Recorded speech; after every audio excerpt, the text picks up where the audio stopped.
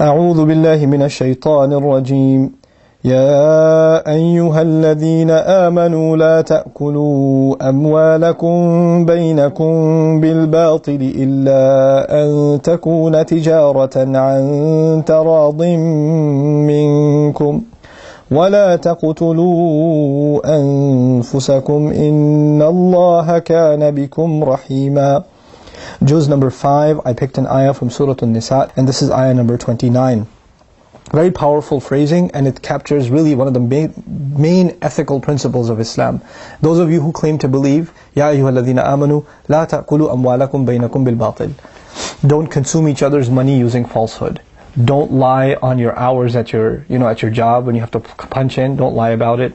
Don't earn, when you're a consultant and you get paid a certain number of to fill a job or by the hour, and you're just sitting having coffee and chilling or whatever, and you're getting paid for that, unless your employer knows that that's what you're doing. إِلَّا أَن تَكُونَ عَن تِجَارَةً عَن تَرَاضٍ مِّنكُم. Unless it's a trade that's happening, a business that's happening with mutual agreement among you. In other words, nobody can be 100% productive all the time. That's not humanly possible. So you might feel like, okay, I'm going to work 9 to 5, but I take a 40-minute break sometimes. I just sit there and talk sometimes. Is that okay? Well, if your employer knows that's what you do and it's acceptable to him, then it's okay because it's mutually agreed. إِلَّا أَن تَكُونَ تِجَارَةً عَن تَرَاضٍ مِّنكُم. Unless it's a trade, it's a business, that's mutually agreed upon. Other than that, don't scam people out of money. Don't overprice things. Don't overcharge for your services. If you're a mechanic, don't inflate your price because you're the only mechanic in like 10 miles. And this guy's got a transmission problem, might as well tell him his timing belt and his engine fluid and all this other stuff is messed up too, because what's he going to do? So all he can do is use you, right?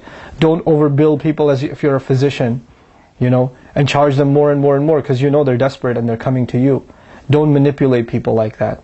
So don't eat people's money using falsehood. Also, tarad means that both parties are agreeing to the service or the product that's being exchanged. So if you know something about what you're selling or something about the service that you're providing, fine print if you will, that you know that your customer or your employer is not aware of, they need to be aware of it. They need to know.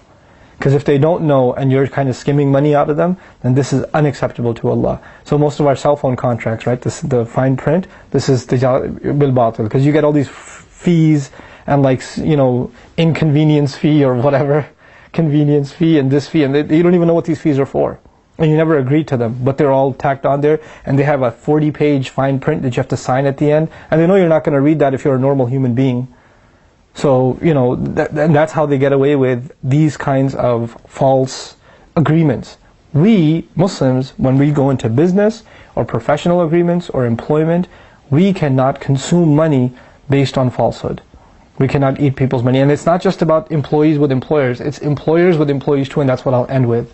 That employers, decide to pay a certain amount.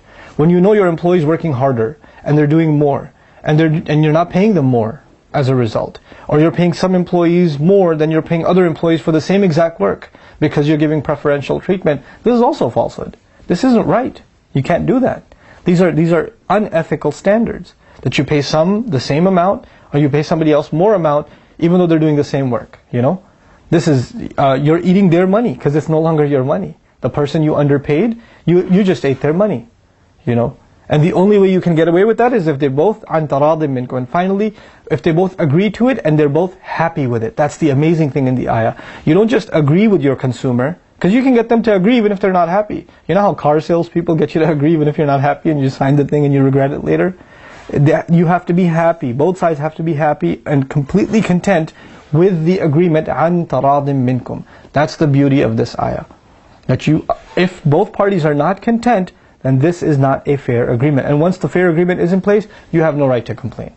Because you're the one who consciously and clearly agreed to this sort of thing. If we abide by this principle, wallahi, our business practices and our organizations and our companies, the companies that we run, and us as employees, we're going to have much better lives. May Allah Azza wa Jal help us be fair in our business dealings and implement the wonderful ethics that are in this beautiful ayah of Surah An-Nisa. Barakallahu li wa lakum. Wassalamu alaikum wa rahmatullahi wa barakatuh.